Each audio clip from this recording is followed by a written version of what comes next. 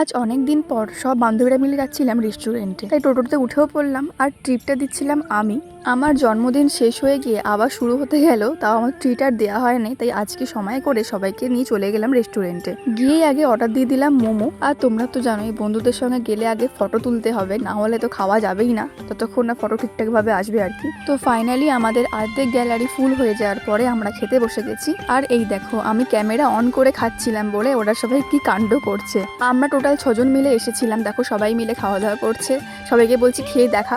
নেক্সটে অর্ডার দিয়েছিলাম রুমাল রুটি আর তরকা, এসেও গিয়েছিল। আর দেখো আমার বান্ধবী মানে প্রেমা সবাইকে সার্ভ করে দিচ্ছে। আর এইদিকে দেখো বান্ধবীর অত্যাচার, ওরা ফটো তুলছে আর আমার চুলটা ওদের ক্যামেরাতে পড়ছে বলে আমাকে এরকম ভাবে হেলিয়ে দিয়েছিল। লাস্টে আমি পেমেন্ট করে ছুটছি, কারণ ওরা সবাই এগিয়ে গিয়েছিল, তাই ছুটে ছুটে ওদেরকে ধরলাম। এরপরে আমরা চলে এলাম সাজের দোকানে সাজ কিনতে।